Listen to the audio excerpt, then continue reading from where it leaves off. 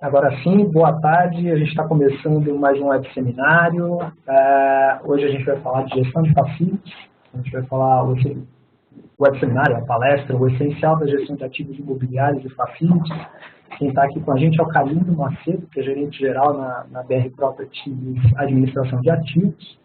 Daqui a pouquinho ele vai conversar aqui com a gente e vai dar um panorama geral.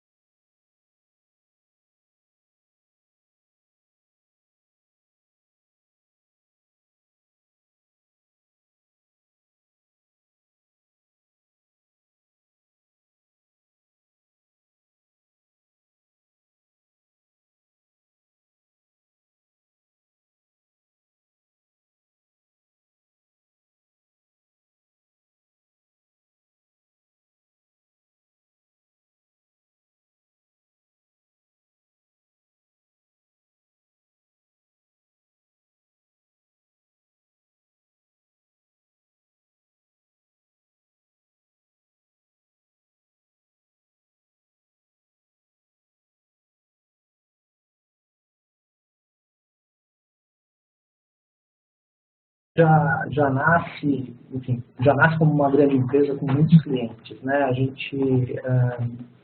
A gente já tem clientes aí como essas empresas que vocês estão vendo aí na tela, são dezenas de empresas.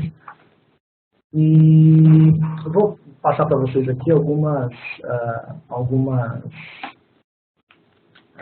instruções sobre como vai ser esse evento. Só para a gente saber aqui, vocês estão me vendo e me ouvindo bem? Como está o áudio e o vídeo para vocês? Se tiver tudo funcionando direitinho, por favor, dá um ok no bate-papo. Beleza, estou vendo que tá. O áudio para vocês está ok, né? Bom, vamos continuar aqui, então. O público não tem microfone, mas vocês conseguem interagir aí, como vocês estão interagindo com a gente pelo bate-papo. Vocês podem mandar perguntas durante a apresentação, vocês podem mandar perguntas aí para o palestrante, a gente vai fazer essas perguntas aqui no final. A gente vai ter a apresentação de slides junto com o áudio e vídeo do palestrante. O Carlinho Macedo vai falar aqui com a gente mais ou menos de 40 a 50 minutos aí com a gente, vai fazer a apresentação para vocês. Logo depois dessa apresentação, ele vai responder as perguntas. Vocês estão enviando, conforme vocês forem tendo suas dúvidas, mandem aí pelo bate-papo. A gente vai fazer essas perguntas aqui no final. A gente não vai conseguir fazer todas, mas a gente vai selecionar algumas aqui, de repente juntar, e aí a gente bate um papo aqui com ele no final, com as dúvidas de vocês. Uma recomendação é que vocês mandem as perguntas durante a apresentação, conforme forem aparecendo as dúvidas, né? Não deixa chegar no final da palestra para perguntar, porque senão a gente recebe muita coisa e acaba não fazendo a sua pergunta. Então aproveita, vai mandando as suas perguntas aí pelo bate-papo. A gente vai ter uma enquete para a gente saber também, enfim, para a gente poder avaliar o conteúdo e propor novos temas e palestrantes aí para os próximos web seminários. Então, a gente pede para vocês responderem essa enquete que vai aparecer aí no final da apresentação. Eu vou falar com vocês quando ela aparecer. No final das perguntas e respostas do público, a gente pede para vocês continuarem aí para conhecer as soluções da Exp para as equipes aí que atuam no segmento de facilities, né? Vai ter uma apresentação aqui do Alex Oliveira, que está aqui com a gente, e vai ser bem interessante para quem atua ali nesse segmento e está buscando aí soluções para a gestão de facilities, né? Uma última informação aí, a gravação desse evento vai ser disponibilizada no portal AEC Web, mediante a aprovação do palestrante, né? Os slides vocês não vão ter acesso aos slides, mas a gravação com os slides vocês vão ter acesso. Então, a gente vai disponibilizar isso aí para vocês depois, a gente manda o link para quem estiver participando, pode ficar tranquilo que vai receber o link por e-mail. O certificado também, a gente emite um certificado de participação para quem teve logado, para quem se inscreveu e teve logado aqui pelo menos 80% no ponto do evento, também vai receber por e-mail. automaticamente. O prazo que a gente pede geralmente é de 2 semanas. Então, em até 2 semanas vocês vão receber o e-mail, tanto com o link o link para assistir a gravação e quanto o certificado. Se vocês tiverem qualquer problema, vocês podem escrever para a gente, que é natalia.lopes@consumarket.com.br. A mesma coisa, talvez alguns de vocês estejam assistindo em grupo, em sala de reunião, enfim, e vocês estão fizeram a inscrição com um login só. Nesse caso, o que a gente pede? Escreve aí para a Natália, lopes@consumarket.com.br também, e manda a lista de participantes, o nome completo das pessoas e os e-mails, porque aí a gente manda certificados individualizados. Só mandar para a gente que a gente providencia isso para vocês, eu falei, em até 2 semanas. É isso, vou desejar a vocês aí uma boa palestra, a gente volta daqui a pouco com as perguntas de vocês, e agora eu vou passar aqui a palavra para o Carlinhos, ele vai se apresentar e vai começar aí a palestra com vocês. Até mais.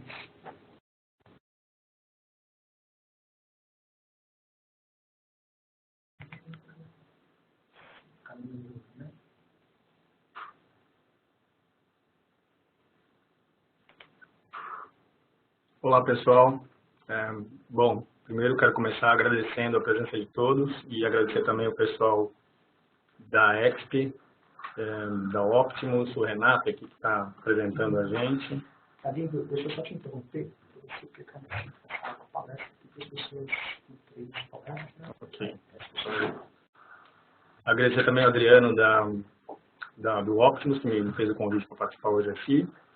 E agradecer o pessoal do grupo E-Constru Market pela iniciativa. A gente está recebendo informação, eu preciso ligar a câmera. Está sem câmera? A câmera. Agora vai. Tá, ok. Bom, agora então a gente vai falar um pouco sobre...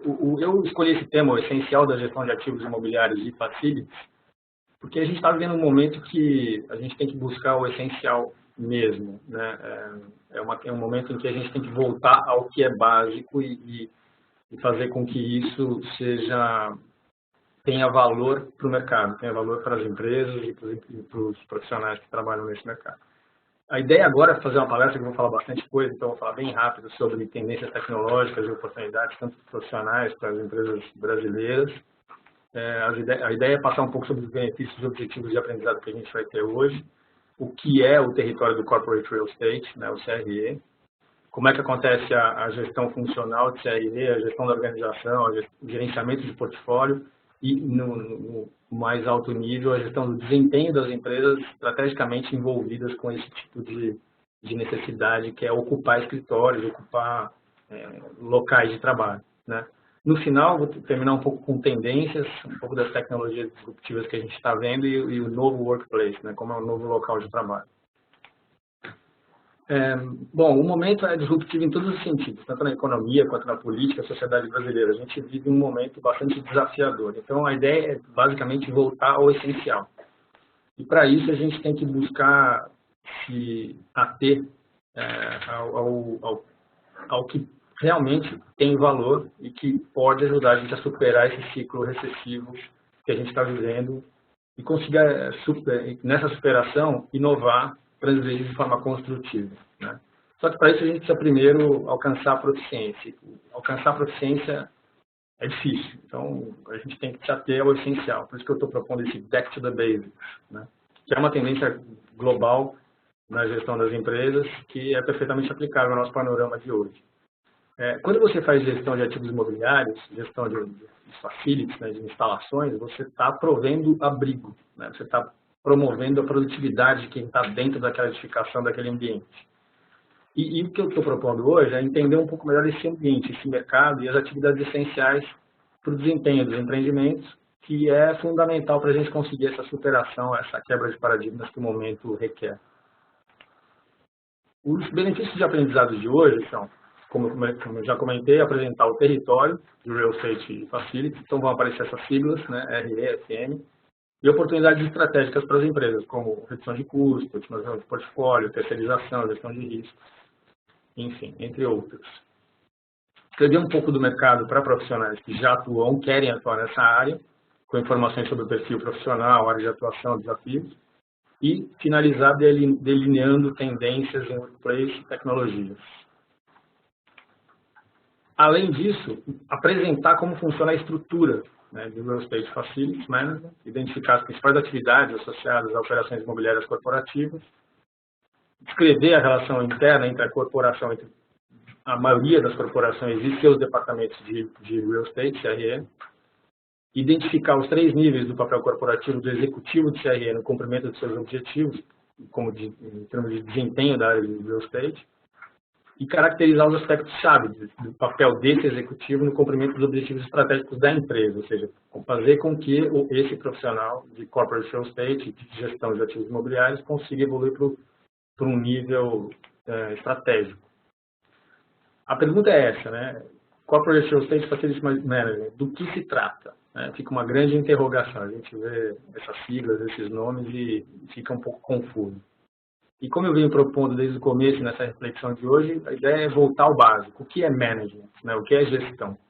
E para responder essa pergunta, eu fui beber na fonte, fui procurar Peter Drucker, que é o pai da administração moderna, o maior e mais influente consultor, professor, palestrante, pensador, escritor de gestão de todos os tempos, uma pessoa admirável, que numa das palestras dele lá que ele deu na Eslovênia, em 96, ele chegou a essa conclusão. Falou, olha, o ponto inicial da gestão não é no chão de fábrica ou no escritório. Você começa fazendo gestão de si mesmo. Descobrindo seus pontos fortes, colocando-se onde suas forças podem produzir resultados e assegurando-se em dar o exemplo certo, que é basicamente o propósito da ética, ou seja, dar o exemplo, né, liderar por exemplo. E colocando as pessoas da sua equipe no lugar certo. Esse é o grande papel do gestor, o papel da gestão. E um dos momentos também, nessa mesma palestra, ele faz uma reflexão dizendo que o grande desafio, né, das pessoas que trabalham, né, ou seja, a maioria das pessoas, né, é fazer a autogestão. Esse é o grande desafio que a modernidade do século XX, e com a reflexão sobre o novo papel do trabalho, trouxe para nós, que é você fazer a gestão de si mesmo. E para fazer a gestão de si mesmo, você tem que conhecer seus pontos fortes. No final, eu cito uma referência bibliográfica, eu coloco um livro lá que é Descubra Seus Pontos Fortes, que é uma pesquisa do Gallup, que eu recomendo, eu acho fantástico. Eu fiz essa pesquisa, esse assessment já há alguns anos e consegui ter uma reflexão sobre os meus próprios pontos fortes, né, e como transformá-los em um talento e um ponto de início na carreira, enfim, no desenvolvimento da nossa capacidade de trabalho. Ainda falando em gestão, falando do básico da gestão, o que é gestão de propriedade? Né? Qual é o tripé básico? Ou seja, a gente está falando de gestão de pessoas, processos e propriedades. Quando a gente fala desse tripé, a gente está falando de gestão de propriedade. E agora eu falei em gestão de propriedade, mas espera aí, a gente está falando de quê? De real estate, de facility ou de propriedade? Né? Que confusão é essa? Ou seja, a primeira confusão já está no nome. Né? Então, por isso que eu listei aqui alguns nomes. A gente tem o Corporate Real Estate Management, e a maioria dos termos está em inglês mesmo. E parece meio pedante falar inglês, mas não tem outro jeito. A gente importou essa história, a gente tem que falar desse jeito. Que pode ser entendido pela sigla CRM ou RM, do Real Estate Management, que em português a gente traduziu por Gestão de Ativos Imobiliários Corporativos. Né? A gente tem o Integrated Facilities Management, ou Integrated Facility Management, que pode ser no plural ou no singular. E a gente tem Integrated Facility Services. Né? Tem o SM, tem o IFM, tem o IFS, uma sopa de letrinhas. Aí tem uma pequena diferença entre o que é Facility Management e o que é Facility Services. Né? Facility Management mais entendido como gerenciamento de serviços.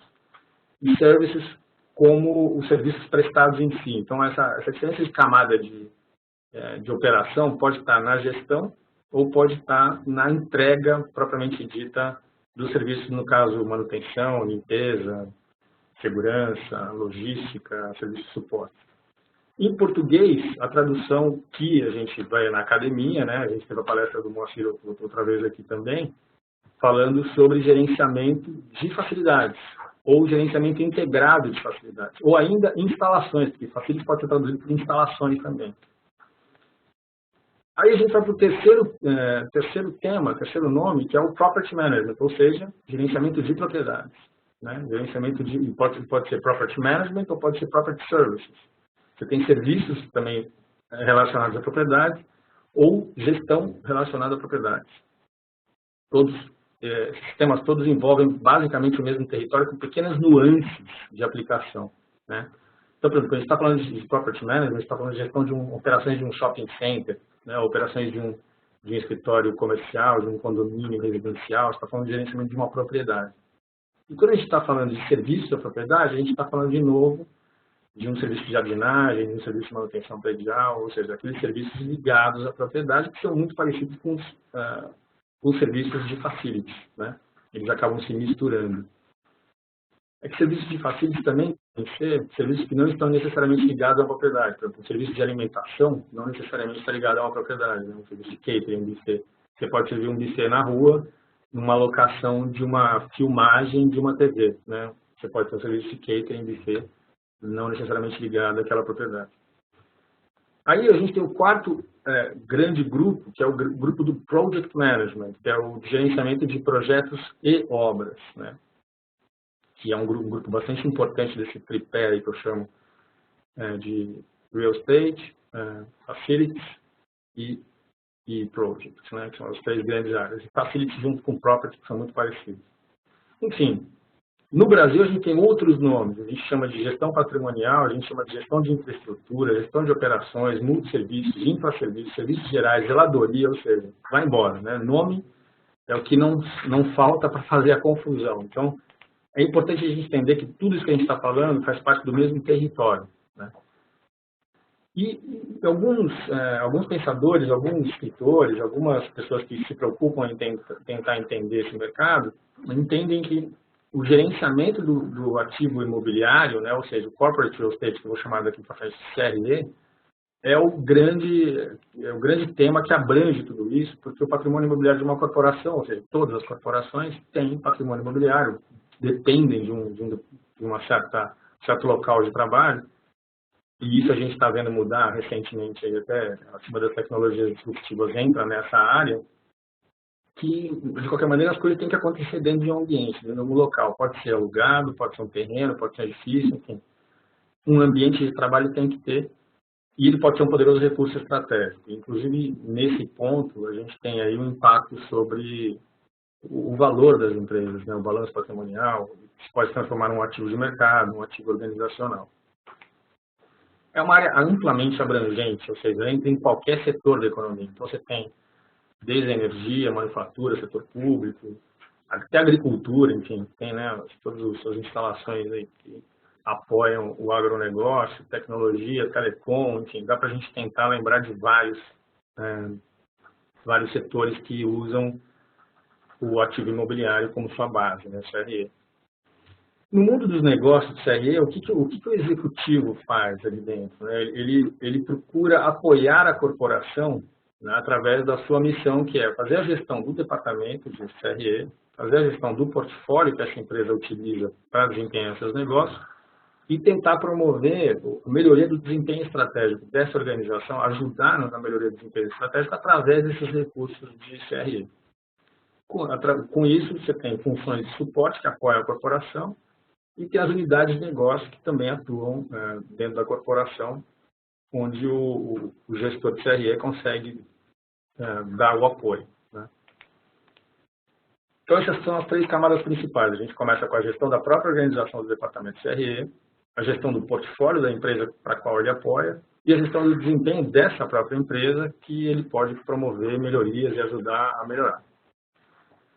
Ou seja, dentro das atividades do Corporate Real Estate, a gente tem basicamente 4 áreas, que a gente pode chamar de transações, locações, facilities e gerenciamento. Transações, entendidas como as transações imobiliárias e até locações em alguns casos, fazem parte de transações também, porque você pode ter transações de compra e venda e transações de locação. As atividades de facilities, entendidas como serviços associados a essas propriedades. E as atividades de gerenciamento como as atividades de gerenciamento, basicamente, de projetos e de terceiros.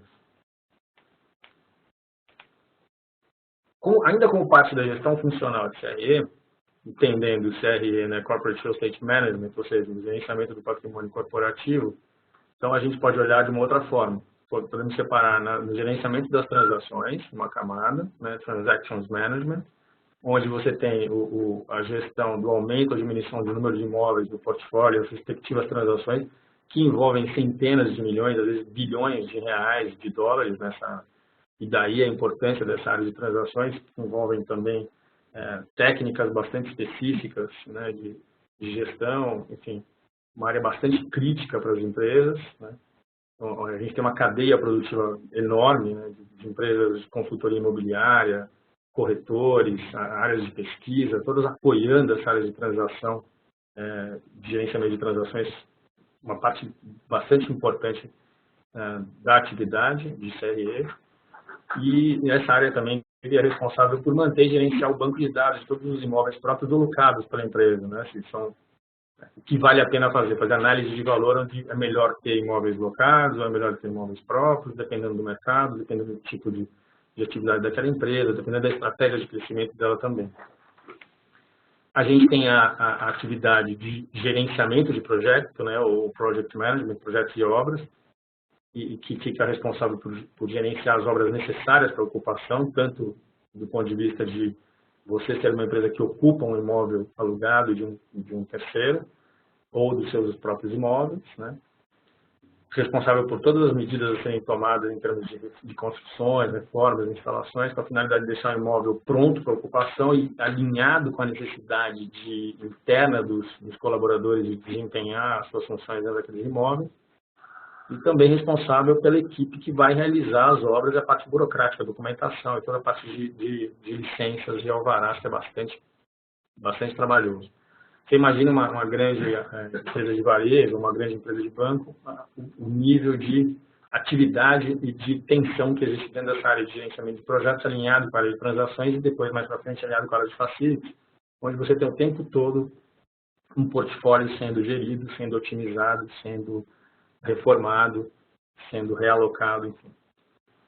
E aí, completando esse tripé, a área de gerenciamento de instalações, ou Facilities Management, que gerencia a manutenção e operação interna, da porta para dentro dos imóveis ocupados, visando a boa eficiência do uso dos imóveis, o conforto adequado e funcionamento de sistemas prediais durante a ocupação, ou seja, otimizando a utilização daquele recurso. Basicamente, aqui eu separei quais são os recursos necessários, ou seja, as prioridades do ponto de vista de cada área. Então, na área de Real Estate Transactions, você tanto lida com projetos quanto com operações, porque são as duas prioridades em termos de gestão da área, porque você lida com um projeto de ocupação, de compra de um imóvel, um projeto que tem começo, meio e fim, e ao mesmo tempo de operações, porque você também lida com a operação do dia a dia de áreas ocupadas. Então você tem tanto gestão de projetos quanto gestão de rotina. Por isso que eu separei um pouco em projetos e operações. Já na área de projetos, né, gerenciamento de projetos, você tem basicamente um skill de projetos para ser agregado, para ser utilizado naquela atividade. E na área de facilities, basicamente o que é requerido é o skill de operações, de gerenciamento da rotina. Tem muitos projetos também na área de facilities, mas a maior dedicação é feita com esse skill de gestão de rotina. Para entender um pouco com relação aos custos, né, a gente pode dizer que, grosso modo, assim, grandes números, dá para a gente dividir os custos de um imóvel corporativo em três partes. Uma parte de aluguel, em termos de custo de locação, outra parte em termos de custo de projetos e obras, e outra parte em termos de custos de operações. No modo geral, a gente consegue dividir em três partes, para a gente ter uma ideia da importância de telas dentro de um budget de uma área de CRE. Falando agora propriamente dentro da estrutura da organização de CRE, um departamento típico, que a gente poderia dizer, ele tem dentro de uma organização as unidades de negócio a qual ele atende, os interesses do acionista e o head, ou o líder da área de CRE, que é um líder de estratégia daquele departamento, né? Ele procura promover a relação com os clientes, isso é fundamental, é interessante esse perfil de que as áreas de relacionamento com os clientes internos é muito importante. Então, você tem gerente de relacionamento com clientes. Isso pode ser tanto do ponto de vista de uma organização de CRE, usuário final, ou pode ser também uma organização prestadora de serviço, que a gente tem. É importante também ter esse ponto de contato, esse gestor de interfaces, que é o profissional que faz o relacionamento com os clientes. E esse papel é muito importante, porque ele é justamente um facilitador, ele é o profissional que faz a interface. E isso é uma característica bastante forte nas atividades de Real Estate Facility. E você tem o estrategista de portfólio, que faz a gestão desse portfólio, e também faz essa atividade através de um serviço terceirizado, e, portanto, ele faz bastante essa gestão de terceirização. Então, do ponto de vista macro, a gente tem essa visão da organização de CRE.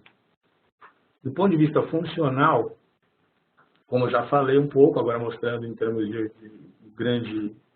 visualização geral, a gente tem aí gerenciamento de projetos e obras, a gestão financeira, a área jurídica de contratos, que é extremamente importante, a gestão de terceiros e a área de governança e risco. Essa estrutura é uma estrutura típica de CRE com suas funções internas, que não pode deixar passar a gestão da própria governança, alinhamento de riscos da organização, alertando a estratégia da empresa sobre os riscos imobiliários que está correndo, riscos ligados ao patrimônio que ela ocupa, questão de jurídico em contratos, porque é muito pesada a documentação que envolve locação, compra e gestão de terceiros, né? Então toda a parte jurídica que tem por trás disso, a gestão financeira, porque os volumes são muito grandes, e gerenciamento de projetos e obras, que é uma outra área crítica onde você não pode errar, porque se você errar vai ficar patente que você fez um investimento, o dinheiro foi jogado fora, e é muito dinheiro envolvido. Com relação à área de gerenciamento de obras, de projetos e obras, uma estratégia que a atividade dos prédios que vem sendo classificados como LEED, né, a questão da sustentabilidade tem trazido, é a importância da estratégia integrativa de projetos. Eu sou um defensor disso, eu acho que se você fazer projetos hoje em dia tem que ser cada vez mais de uma forma integrativa, que reduz muito o risco e custo e a possibilidade de retrabalhos e, portanto, o resultado final é muito melhor do ponto de vista de operações e para o próprio usuário, né? Essa atividade também envolve bastante capacitação em planejamento, pensar no escopo, pensar em tempo, custos, pensar na organização de como vai ser a produção desse projeto, dessa obra, gestão de pessoas e comunicação. É super importante ter uma boa estratégia de comunicação o dia inteiro com seus terceiros, com suas equipes e com o próprio cliente final. Esse alinhamento constante é fundamental para a gente evitar desvios e problemas depois. A questão da gestão de aquisições de partes interessadas faz parte desse último aspecto que eu falei de comunicação. A gestão dos riscos de projeto, o gerenciamento da documentação técnica e do compliance que isso envolve, ou seja, do alinhamento que isso envolve em termos de alinhamento legal, a requisitos legais, normativos. É fundamental ter essa visão da importância do atendimento às normas. E a gestão em si da própria produção do espaço que está sendo construído, reformado, retrofitado, enfim. A questão da gestão financeira, que é fundamental. A gente hoje vive praticamente uma ditadura da área financeira. A gente tem que ter uma boa alocação de recursos. Se a gente não tiver um resultado financeiro positivo, importante da gestão dessa carteira imobiliária, a gente não tem a credibilidade que a área requer, né? Então, cada vez mais a carteira imobiliária das empresas é vista como um ativo estratégico, porque ela pode tanto acelerar quanto quebrar o resultado de uma empresa, né? E áreas de CRE têm demonstrado ter alto potencial de impacto sobre o retorno do investimento das empresas. Então, é muito importante ter uma boa noção da gestão financeira. A gestão da terceirização, que é uma área fundamental, porque a área de CRE e de facilities tem uma vocação enorme para ser uma área terceirizada em seus especialistas, né? Então, ela monta e coordena vários recursos especializados em CRE, tanto internos quanto terceirizados, responsáveis por estratégia, planejamento de portfólio, projeto, construção, planejamento de locais de trabalho, estratégia, consultorias específicas de workplace, estratégias operacionais. Então, é uma área que, basicamente, quando você faz a gestão da terceirização, você tem que saber estabelecer os objetivos de projeto, requisitos de facilities, desenvolvimento de orçamentos, né? Tanto pode ser de CAPEX ou de OPEX, separando CAPEX como despesas capitais e OPEX como despesas operacionais, e as capitais vão se transformar depois em ativos. Opções de soluções de desenvolvimento e seleção de sites novos, então também isso pode ser terceirizado, apoio à decisão, processo de aprovação e a entrega final de projetos e obras. Quanto aos aspectos jurídicos e contratuais, alguns componentes chaves, já falei um pouco da importância dessa área, fundamental. Importante ter um bom critério de seleção de terceiros, porque na hora que isso for feito, você vai ter a transparência do processo de requisição de formal de proposta, de RFP, RFI, cotação, transparente e justificável do ponto de vista de por que você escolheu aquele terceiro, quais foram os critérios, as diretrizes escritas e mensuráveis, para que aquilo fique transparente acima de qualquer suspeita na escolha, uma visão de longo prazo, pensando sempre em como serão as negociações dos reajustes e os mecanismos de saída do contrato, e mecanismos de avaliação de desempenho também, dentro do contrato, estabelecidos, os KPIs e os SLAs, que o Lamberto falou bastante numa das Webex, que são fundamentais para você poder fazer a boa gestão da entrega daquele contrato. Né? Falando de localização e seleção de sites, que é uma etapa onde você vai escolher onde aquela empresa vai se alocar. Então, é fundamental você ter um bom conhecimento local, trabalhar com brokers locais, né? Trabalhar com empresas que conheçam a região onde vai ser prospectada aquela área em que a empresa pretende se instalar. Quais são os requisitos e expectativas sobre o espaço e a edificação que você vai ocupar? Montar uma matriz bem feita que consiga ponderar esses pesos, né? O que é importante para aquela empresa encontrar naquele local. Se é mobilidade, se é proximidade com o cliente, se é proximidade com o fornecedor, se é proximidade com o colaborador, os colaboradores já estão alocados. Negociar incentivos em infraestrutura local também muitas vezes é possível fazer. Algumas empresas, alguns polos industriais se implantam em cidades onde é possível negociar reduções de imposto, né, de IPTU, de ICMS. Tendências dos mercados imobiliários estudados, ou seja, entender como aquele mercado imobiliário está evoluindo, para entender como é que vai ser isso no longo prazo. Os contratos de locação são de 5, 10, 15 anos. Então, entender o que vai acontecer nesse prazo com aquela vizinhança, entender onde é que ficam os concorrentes, como é que se compõe a vizinhança, como é que é a questão da urbanização e da mobilidade. E já falei sobre a dispersão dos colaboradores e da presença dos fornecedores naquela região. Então, ainda falando sobre seleção de sites, é fundamental ter uma avaliação de problemas e necessidades. Então, por exemplo, se você está fazendo um projeto para a expansão de uma rede de varejo, temos que entender quais são as metas, as estratégias, os objetivos e as políticas daquela rede para poder ter o alinhamento com essa expectativa. Quando a gente está falando sobre procura e seleção, então a gente está falando sobre áreas geográficas target, né? Quais são os critérios específicos daquele site, quanto aquilo é possível ser atendido por aquela região geográfica target que a gente está buscando para aquela empresa, né? Do ponto de vista de compromisso, quando você se compromete com aquela locação, com aquele local, quais são as decisões financeiras que vão impactar aquilo e quais são as estratégias de portfólio que você pode adotar. É compra, é locação, você vai ter incentivos tributários, né? Que compromissos você vai conseguir, vai envolver aquela decisão. Agora vamos falar um pouquinho sobre o gerenciamento de portfólio, né? Ou otimização do portfólio. Ou do inglês, Portfolio Optimization, que é uma área também que tem tido bastante atividade recentemente nas empresas.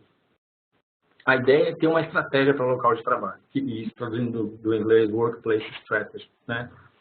Qual é a estratégia que aquela empresa tem, qual a expectativa que tem com relação àquele local de trabalho escolhido. Então, poder olhar o portfólio da empresa, pensando em empresas que têm um portfólio grande de sites, né?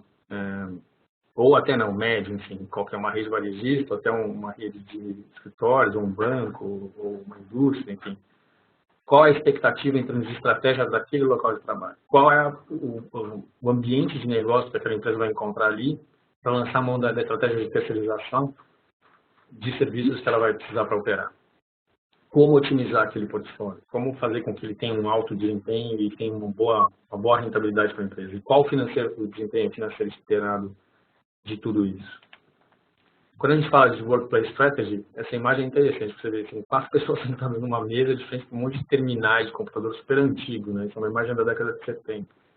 Ou seja, passou esse tempo, né? Passou o tempo em que a gente simplesmente colocava cabos e mesas e terminais e as pessoas sentavam ali porque não tinha muita opção. Hoje em dia a gente tem que pensar em como e onde as pessoas trabalham transformar isso o local de trabalho tem que ser um ativo, um atrativo para que as pessoas sintam-se engajadas naquela empresa e tenham vontade de trabalhar lá. Porque o teletrabalho, o trabalho à distância, o trabalho em casa, né, as pessoas conseguem trabalhar já. Então, se a gente não tiver um local de trabalho que atraia e que seja um ponto de encontro, né, a gente tem visto grandes empresas criando esse desejo, que as pessoas se encontrem lá dentro, e seja um local de trabalho produtivo, agradável, interessante, diferente, porque senão tudo fica em casa, simplesmente, né? Então, a gente tem que pensar, quando a gente faz estratégia de local de trabalho, como isso afeta as pessoas, como afeta a produtividade, como afeta o porque a gente está gastando dinheiro com aquilo. Então, e outra, também, cada vez mais importante, o planeta, né? Como é que isso afeta a sustentabilidade das operações, tanto do ponto de vista social, quanto econômico e quanto ambiental.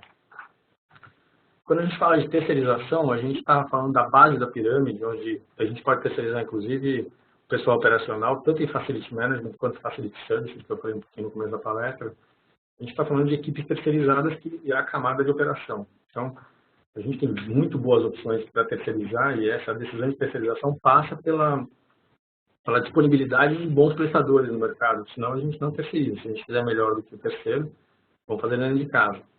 Passa pelo processo de projeto e de planejamento de ocupação, gerenciamento de projetos, administração de propriedades, transações imobiliárias. Para tudo isso, existem soluções terceirizadas, né? Portanto, se você for evoluindo um pouco na pirâmide, você percebe que os empregos, né, na área de CRE, os empregos dentro das empresas, estão muito mais no nível da gestão, né, das empresas que contratam esses serviços especializados, do que na prestação de serviços em si. Eu digo isso para gestores de CRE, né? E isso começa a evoluir, as carreiras desses gestores evoluem no sentido de que eles passam a ser gestores de portfólio, de toda uma entidade ou até de mais de uma entidade, né? Muitas vezes você consegue evoluir até como um consultor que consegue fazer gestão de portfólio de várias empresas. E isso tudo sempre evoluindo dentro da organização da própria da empresa, né? No sentido da holding imobiliária da empresa que detém o patrimônio. Pensando com relação a CRE e prestadores de serviço, né, o time de CRE interno, ele tem um nível de estratégia da empresa alto quando ele trata de relações com unidades de negócio e alta gerência, ou seja, está ali transitando no nível da estratégia. E quando ele está transitando nesse nível da estratégia, ele tem que ter prestadores de serviços em real estate que deem suporte à estratégia, criando políticas de compliance, criando políticas de governança, ou seja, está num nível de relações com unidades de negócio e alta gerência, onde ele precisa de recursos desse tipo, né? Descendo um pouquinho no nível da organização, indo para o nível mais operacional, a gente tem operacional, mas ainda de executivo, a gente tem um desdobramento dessa estratégia, onde o time interno de CRE trabalha com o prestador de serviço para desdobrar a estratégia corporativa das unidades de negócio para as funções imobiliárias e desenvolver processos para prestação de serviço. E, nesse momento, os executivos da área de CRE precisam de empresas especializadas que deem suporte à estratégia, em termos de gestão do desempenho, strategic sourcing, né, busca de procurement na área estratégica de compras, otimização de portfólio, renovações de aluguel, estratégia de saída, padronização, orçamento de capex, alternativas de financiamento, avaliações imobiliárias, enfim, esse tipo de desdobramento da estratégia. Já no nível mais tático, né, no nível mais de base da pirâmide, a supervisão do time interno de CRE precisa da supervisão de prestador de serviço e times internos de execução para garantir a execução tática, ou seja, fazer o gerenciamento das transações efetivamente, buscar prospects, negociar transações, negociar propostas de aquisição e de locação, administração da locação em si, gerenciamento de projetos, gestão de contratos de fornecedores e gestão e gerenciamento de parceiros. Uma ferramenta bastante utilizada na otimização de portfólio é o Balance Scorecard, porque ele é um painel equilibrado, onde você pode olhar as estratégias tanto do ponto de vista de clientes, quanto a perspectiva financeira, a perspectiva de crescimento e desenvolvimento dos colaboradores e a perspectiva dos processos internos dos negócios. Então, tendo um scorecard balanceado nessas 4 perspectivas do cliente, financeira, do crescimento e dos processos internos, a otimização de portfólio fica fácil de ser cuidada e organizada, né? Então, é uma boa ferramenta para isso, tem bastante literatura para isso, pode ser usada essa abordagem que é bem fácil, bem prática. E a otimização de portfólio também tem a ver com o ciclo da empresa. Que momento que a empresa está passando? Se ela está numa fase de crescimento alta, então o que é prioridade? Qual que é o indicador de sucesso do CRE, que o CRE tem que estar atento em prover para a organização? É o tempo de resposta de serviços aos clientes. Então tem que ser, esse passa a ser crítico, né? Ou, por exemplo, o custo por pessoa em alternativas estratégicas de locais de trabalho. A empresa está crescendo, então precisa lançar a mão de escritórios virtuais, por exemplo. Então, é extremamente importante esse indicador de sucesso. Já quando a empresa está numa fase de redução, né, como hoje em dia muitas empresas estão, né, é muito importante olhar o fator custo. Então, tanto custo por metro quadrado na administração de locação, quanto quantidade de espaço ocupado por pessoas, né, metro quadrado por pessoa, no gerenciamento do espaço, quanto o percentual do custo de ocupação, quando comparado com a receita, em termos de custo de ocupação da empresa como um todo. Falando de análise de gerenciamento de portfólio, né, o que tem que ser analisado no gerenciamento do portfólio, de um modo geral, para atender as expectativas da organização? Entender a previsão de demanda futura da empresa, né, entender como vai crescer isso, as métricas de utilização e ocupação do espaço que a empresa tem planejada. Então, na hora de você fazer, por exemplo, um projeto ou analisar um portfólio de uma empresa, tem que entender como é que vai ser, como eu já falei, em 5, 10, 15 anos. Né? Em termos de métricas de utilização e ocupação, pensando até na rotatividade de assentos por funcionários, no ponto de vista de que uma boa parte daquelas pessoas vai estar em férias ou vai trabalhar em casa, então você tem que já prever uma rotatividade daquele espaço, né, daquela estação de trabalho.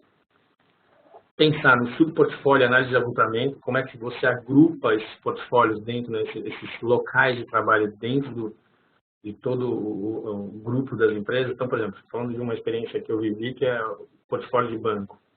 Você tem por tipo de loja, né? Então você pode agrupar os postos de atendimento bancário, ou agências digitais, ou agências premium, ou pontos de contato com o cliente, e ter esses agrupamentos de cluster, fazendo análises por esses agrupamentos, entendendo como é que está a dispersão disso, se faz sentido com a estratégia da empresa ou não. Né? Mesma coisa acontece com o varejo. Mesma coisa acontece de uma certa forma com a indústria também, se você for imaginar os pontos de venda dela. Né? Algumas indústrias têm essa verticalização. Do ponto de vista ainda de gerenciamento de portfólio, qual que é a análise de oferta e quais são as disparidades que o mercado oferece. Então, que mercados são interessantes de olhar em termos de oferta e disparidade de preços. E aí ainda faz parte disso também a análise de mercado imobiliário como um todo. E no final, a análise financeira de qual investimento que vai ser feito para ter esse portfólio todo dentro da empresa. Né? E dentro do desempenho financeiro, quais são os indicadores fundamentais para a gente saber se a área de CRE está tendo um desempenho estratégico, né? Ou seja, quais são os indicadores do custo de ocupação que aquela empresa tem? Qual é o book value, né? Quais são os valores contábeis comparados com o valor de mercado daqueles imóveis? Então, essa análise de book value versus valor de mercado também tem que ser feita através de avaliações constantes, entender se o valor contábil está alinhado com o valor de mercado e qual é o gap que existe. Quais são os impactos no balanço da empresa que a gestão do ativo imobiliário está provocando? São relevantes, são indicadores relevantes, ou seja, quais são os impactos na demonstração de resultados, no fluxo de caixa? Quais são as taxas de investimento, quais são as taxas de retorno que esse investimento está resultando para a empresa? Quais são os impactos no valor das ações? E também qual é a pegada de carbono que a gente está deixando, lançando mão de uma determinada estratégia de portfólio. E por último, o último nível, que é o mais elevado, que é o nível da gestão do desempenho da empresa, como a área de CRE pode ajudar nesse desempenho, a gente tem aí 4 aspectos fundamentais, que são o alinhamento corporativo da área de CRE com a empresa, o planejamento estratégico da equipe de CRE voltada ao apoio para a empresa, como é que está a questão de espaço e ocupação e a gestão da sustentabilidade cada vez mais passa a ser estratégica para as empresas hoje em dia. O alinhamento corporativo acontece no nível da corporação, onde tem os objetivos-chave da empresa, os planos de negócio da empresa e as métricas da empresa. Para isso temos as funções de suporte, as unidades de negócio interagindo e o papel do CRE e as funções de CRE dando apoio a tudo isso, definindo requisitos, avaliando os ativos existentes, integrando com oportunidades de mercado e fornecendo subsídios para medir o desempenho de toda essa estrutura. O planejamento estratégico, considerando a equipe CRE no centro, envolve o relacionamento com a direção executiva, com a RH, com tendências de benchmark, com regulamentação jurídica, normas do meio ambiente, opções de infraestrutura, competição dos negócios, como a empresa consegue ter um posicionamento, uma disputa, por exemplo, por um bom ponto de venda no mercado com concorrentes, né? Isso é super importante na área de CRE quando existe o crescimento dos negócios, né? Uma boa negociação de locações, uma unidade de negócios que tenha um bom suporte em suas necessidades funcionais e a tecnologia embarcada nos recursos que o CRE consegue alocar para o resultado do negócio, da empresa com a qual ele suporta. Dá para perceber a importância estratégica do CRE dentro de uma organização. O planejamento em CRE passa basicamente por 4 grandes áreas, propriedades, né? Quando devemos possuir versus quando devemos alugar, essa análise de estratégia, quanto espaço precisamos, será que temos espaço suficiente, quando é que vamos ter no futuro, são as questões básicas. Na questão financeira, quais são as nossas estruturas de custos, qual é a sua estrutura financeira ótima, procurar essa otimização. Em termos de espaço, estamos no tipo certo de edificação, que funcionalidades, vagas de veículos, restrições de manuseio de materiais que a gente precisa, qual é a localização que precisamos, né, em termos de se estamos no local certo, quais são os pontos de trabalho, os pools, né, incentivos econômicos, custos de transporte, acessos a fornecedores. Todas essas perguntas são as que permeiam as análises de portfólio das empresas. Em termos de espaço e ocupação, a gente tem que ter a quantidade certa de espaço no momento certo. E para isso, quais são as recompensas? A redução do custo de ocupação, custo de energia, melhoria na utilização do espaço, redução da quantidade de espaço excedente, alternativas de escritório, alternativas de local de trabalho, padrões espaciais normatizados dentro da empresa, ou seja, você conseguir, inclusive, tangibilizar a meritocracia que a empresa pode buscar ter através dos espaços de trabalho. Uma área estratégica extremamente interessante para o pessoal que gosta na área de RH, que percebe a importância disso. A história de ter recursos compartilhados, né, em termos de espaço. E conseguir também, como algumas certificações já tratam hoje em dia, a gente vai ver um pouquinho mais à frente, tem a certificação WELL, onde você busca ter equilíbrio de trabalho e vida melhorado para atração de talentos e retenção de talentos. Novamente, o recurso do patrimônio imobiliário da empresa usado de forma estratégica. Em termos de metas de planejamento em CRE, como a gente já viu algumas, né, a gente viu algumas estratégias de negócio que podem desdobrar em planos que CRE pode suportar. Então, por exemplo, quando você tem, enquanto estratégia de negócio, buscar uma estrutura de custo mais baixa, melhorar as margens operacionais e reduzir a infraestrutura da empresa, o pessoal do CRE pode reduzir custo de ocupação, pode melhorar uma análise mais profunda e um uso mais adequado para a sua localização, conseguir incentivos de desenvolvimento econômico com agências fomentadoras e com órgãos públicos, né? Melhorar o processo operacional e minimizar a infraestrutura. Para isso existem estratégias alternativas de local de trabalho, estratégias de sustentabilidade, utilização de parcerias. Quando a empresa precisa fazer redução de headcount, redução de pessoal, existe CRE pode apoiar avaliando funções não essenciais, terceirizando e usando gestão de parcerias. E ainda,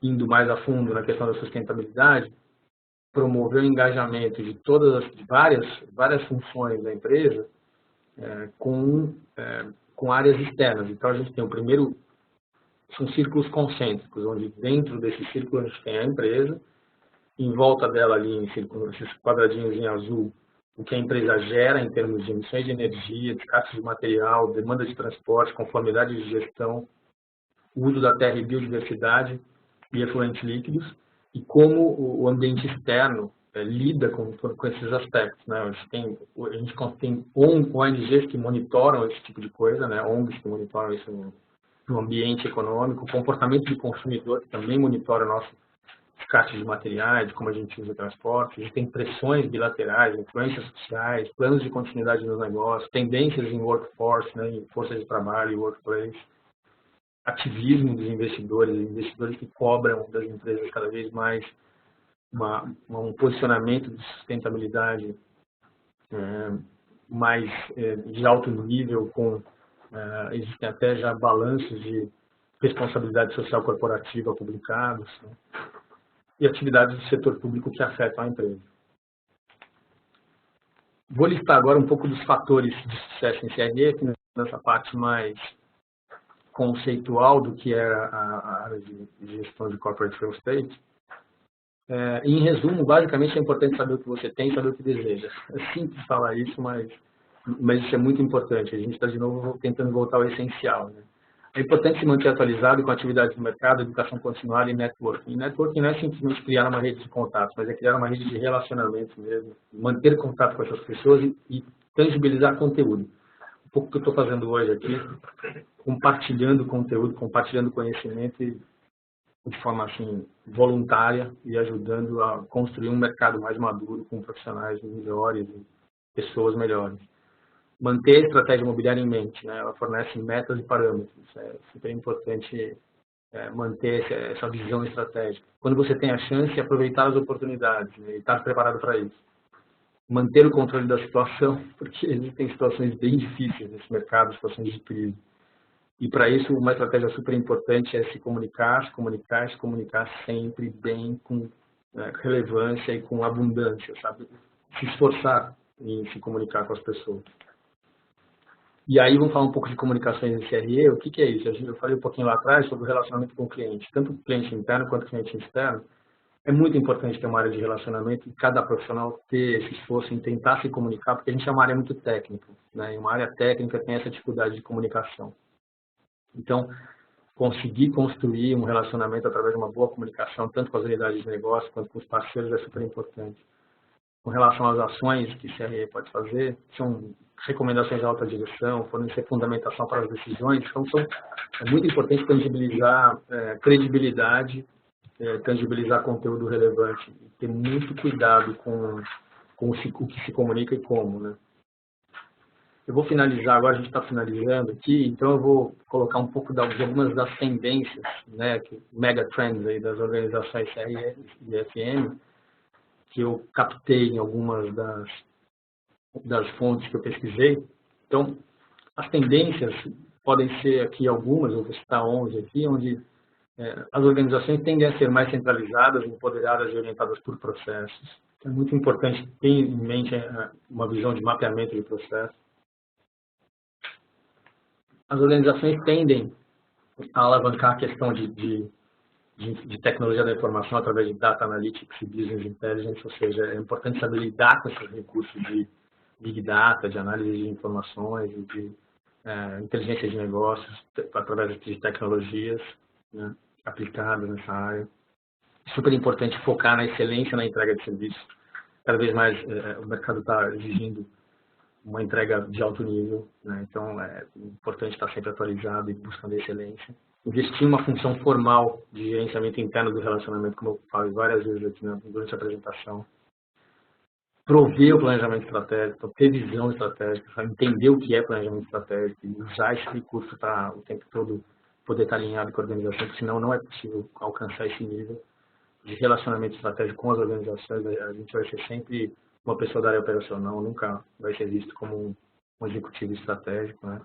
Apostar na gestão de talentos, procurar desenvolver os pontos fortes das equipes, conhecer os próprios, enfim, ter a humildade para isso e ter a dedicação para poder construir um time que realmente seja um time cada vez mais talentoso. Estabelecer a gestão de infraestrutura integrada, então ter essa visão integrada é super importante, porque senão fica cada um pensando na sua caixinha e as coisas acabam não funcionando bem, o resultado final não é tão bom quanto poderia ser. A verdadeira sinergia aplicada, promover uma cultura de inovação, sempre buscar fazer melhor, ficar sempre com essa inconformidade, né? Nunca achar que está bom, achar que sempre a gente pode melhorar, então com isso promover a cultura da inovação, adotar um mix de gestão e alavancagem de parcerias. É muito importante pensar na terceirização como uma parceria estratégica, como algo que pode transformar o negócio, tanto de quem contrata quanto de quem presta. Então, ter esse ciclo virtuoso de crescimento no relacionamento com as empresas. Né? A gente tem muito a aprender com as empresas. Ser um agente de mudança, e para isso é difícil, ser um change manager, né? Não é fácil promover a mudança, liderar a mudança, é um risco enorme, mas é importante ter essa vontade. Formalizar a gestão de risco, fazer a gestão de risco de uma maneira organizada, estruturada, para que a credibilidade seja construída com base nisso. Né? Então, comunicar bastante risco, identificar risco e, enfim, gestão do risco. Porque o risco você não consegue eliminar, mas você consegue transferir ou mitigar. Agora, partindo um pouco para uma questão de tendência que a gente vê no mercado, também mais uma delas, né? Acabei de listar 11 aí. Essa matéria saiu na capa da Harvard Business Review em outubro de 2014, né? E a pergunta era: por que a gente odeia os nossos escritórios? Então eu coloquei na direita algumas imagens de escritórios odiosos mesmo, né? Mesas cheias de papel, e as pessoas sem ergonomia e sentadas, enfim, atoladas de coisa em volta e tal. E como construir um local de trabalho que a gente possa realmente amar, né? Essa era a questão de capa da HBR. E é o que está acontecendo cada vez mais, né? A gente tem visto as empresas se transformando em locais muito mais interessantes e agradáveis para trabalhar. Existe uma tendência e até eu vou falar, porque é uma coisa que tem dito por aí, é o modelo Google de trabalho, né? As pessoas querem cada vez mais trabalhar dentro de um campo, ter lugar para brincar e jogar bola, enfim, é uma geração que vem provocando isso. E é uma tendência muito, muito saudável, muito interessante, que é fazer com que o novo workplace consiga abrigar esse novo jeito de pensar e tecnologias disruptivas, né? E que isso seja realmente uma quebra de paradigma e que seja uma evolução. Sejam locais de trabalho que tenham mais contato com a natureza, que as pessoas consigam trabalhar de uma forma mais informal, consigam estar lá por prazer e não simplesmente porque tem que estar lá, porque tem que ser produtivo. Isso acaba desenvolvendo a produtividade. Um pouco do que Drucker fala. O Drucker fala que somos cada vez mais profissionais do conhecimento. Então, como ser um profissional do conhecimento dentro do ambiente de trabalho encaixotado, que são os edifícios, que são os locais de trabalho. Então, esses locais encaixotados têm que permitir que nossa cabeça trabalhe aberta, né? E como é que essas tecnologias também estão impactando o workplace? Uma das coisas é a IoT, né? Internet das coisas, Internet of Things. Só para trazer alguns indicadores aqui, a gente está falando que neste ano de 2017, a gente tem uma estimativa de 8,4 bilhões de transações aí envolvendo a internet das coisas. Esse número vai multiplicar por 4, né? Por 4 vezes 8, não, 3, 26 até 2020, ou seja, nos próximos 3 anos. Multiplicar por 3. É uma estimativa, né? Não dá para dizer que é isso, que é uma coisa ou é outra, mas que as coisas estão crescendo demais na área de internet das coisas, que está ganhando uma posição de destaque, principalmente na automação predial, na infraestrutura dos sistemas de gestão predial, nos Building Management Systems e nas cidades inteligentes. Isso é evidente, a gente está vendo cada vez mais isso acontecer. Então, sistemas de segurança, lâmpadas digitais, recursos de uma série de formas diferentes estão aparecendo e vão cada vez aparecer mais nos próximos anos. Então, eu trouxe alguns indicadores dessa tendência em termos de 2020, o que vai acontecer. A gente vai ter 4 bilhões de pessoas conectadas no planeta, 4 trilhões de oportunidades de receita, mais de 25 milhões de aplicativos. Só a explosão dos aplicativos é um negócio incrível, né? Mais de 25 bilhões de sistemas inteligentes integrados e mais de 50 trilhões de gigas de informações, que é o Big Data, circulando pelo mundo. E como é que ficam as edificações, né? Então, e serviços nisso? Cada vez mais as edificações com tecnologia embarcada e tecnologia sendo adquirida, sendo transacionada no modelo de redução de custo como um serviço, né? Tal do Savings as a Service. Então, as empresas se oferecem como especialistas em redução de custos e oferecem isso como um serviço. Então, já, por exemplo, o Uber e LinkedIn são duas empresas que já adotam esse modelo nos Estados Unidos e estão trazendo para os outros países que eles atuam. Uma coisa clara, por exemplo, é o mercado wearable, que deve ter um impacto super grande também nas tecnologias, que são esses dispositivos que a gente usa no corpo, né? Hoje, basicamente, mais para atividade fitness, para marcar frequência cardíaca, batimentos, temperatura corporal e tal, mas que estão crescendo por uma tendência que a gente nem sabe bem onde é que vai dar, mas que provavelmente a gente vai controlar outras coisas através desses dispositivos wearable ainda hoje em dia, que vem crescendo muito rápido, né? Então, esses são alguns indicadores, tem alguns números dos últimos anos, ainda está em 70% do mercado voltado para fitness, mas as pessoas que usam isso gostam, se sentem mais no controle, têm mais autoconfiança, se sentem mais saudáveis, e daqui a pouco vão começar a pilotar seus escritórios, seus espaços de trabalho também através desses dispositivos.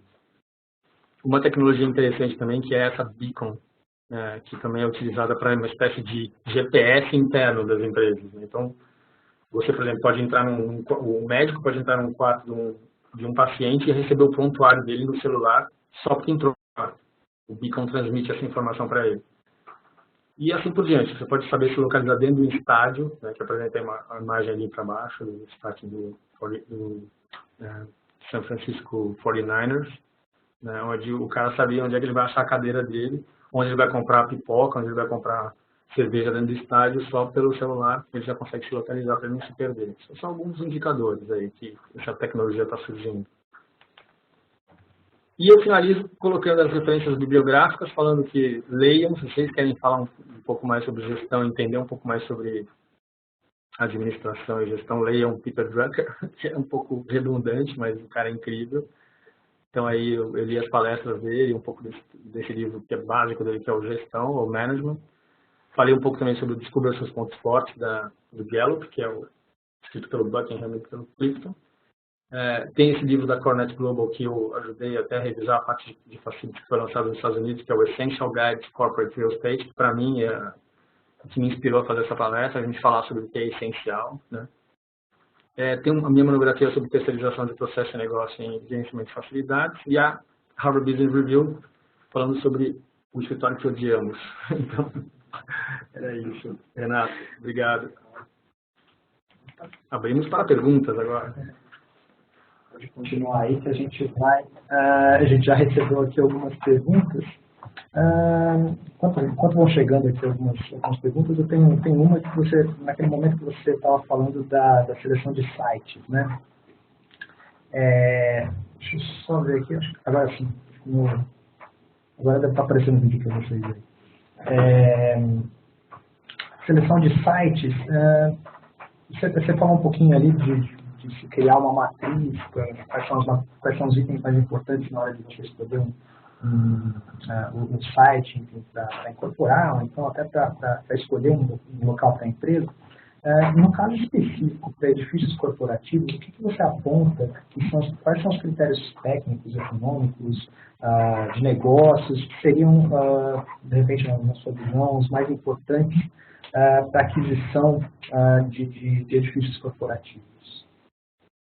Pela minha experiência, eu de análise de sites, de localização, em que um critério-chave da organização era a segurança do trabalhador, né? Então, o critério era, por exemplo, você não podia ter só uma rota de fuga, tinha que ter duas, era um padrão internacional. A empresa já tinha passado por algumas experiências, uma empresa mais do que centenária, e achava que era fundamental que o prédio tivesse duas rotas de fuga. Isso já dava uma restrição enorme, né?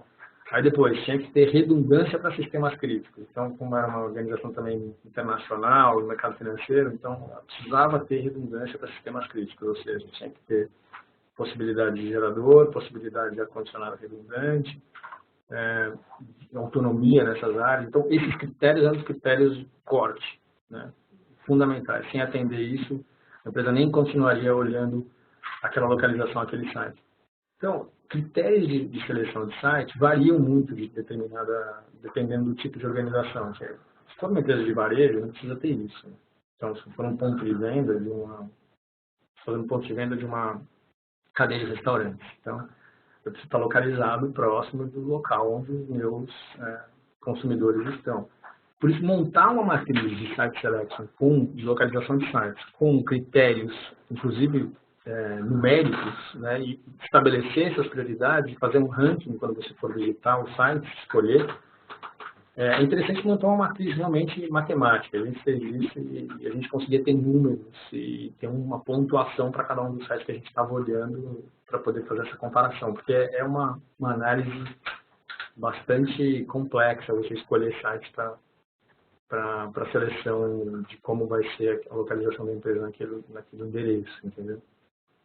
Então, por isso, gerir a matriz. Não existe uma fórmula pronta para ela. Cada empresa deve montar a sua com base nos seus critérios, nas suas prioridades, no seu ranking de importância, entendeu? Então, é customizado para cada empresa, vai ter as suas necessidades específicas, né? Eu acabei passando aqui para a parte de perguntas, acabei não soltando aqui a enquete. A gente vai soltar uma enquete agora. O que vocês acharam da palestra? O que vocês querem ver nos próximos webseminários? A gente pede para vocês responderem ainda, deve ter aparecido na tela de vocês. Enquanto isso, a gente já vai continuar aqui com a próxima pergunta, porque a gente teve duas perguntas aqui que são muito próximas. Uma delas é da Cássia Campos. Ela comenta que o maior desafio dos edifícios certificados com certificação LEED é a fase de operação, né? Você tem edifícios que trabalham com tecnologias muito avançadas, e ela pergunta para o pessoal de gerenciamento de facilities como é trabalhar com essas tecnologias.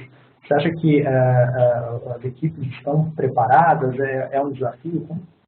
E eu acrescento aqui também uma pergunta minha: como que vocês trabalham na BR Properties, né? A questão de edifícios LEEDs, a operação de edifícios LEEDs e lidar com as tecnologias, né?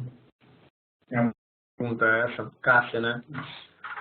Eu toco 2 empreendimentos LEED, e são 2 LEED Gold. Então, assim, eu acho um privilégio ter esse equipamento para pilotar, e realmente é muito difícil, né? Porque são edifícios que têm um nível de...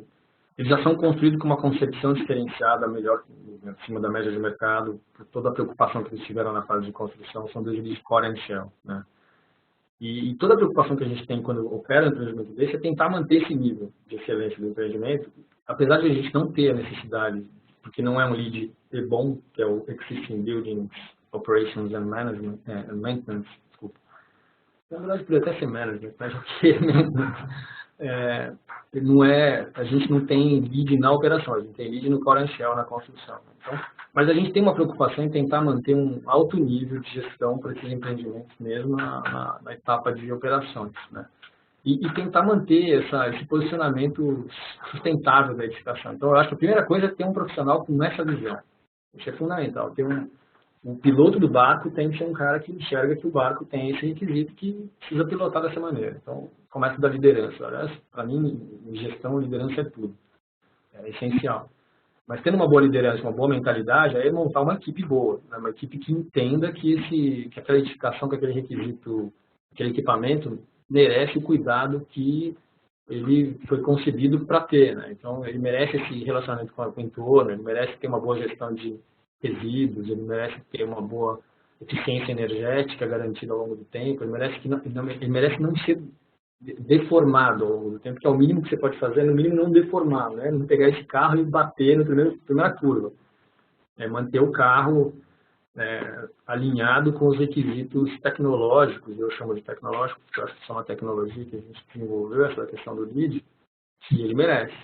E até porque buscar depois uma certificação de operações, esse é o estado da arte, buscar um LEED é bom, né? Buscar o Existing Buildings Operations and Maintenance, com a equipe toda alinhada e promovendo as melhores práticas de operação e manutenção para esse empreendimento. Esse sim é o estado da arte. A gente tem um no Brasil, eu acho, é bom, não me engano. Mas acho que a resposta começa por aí.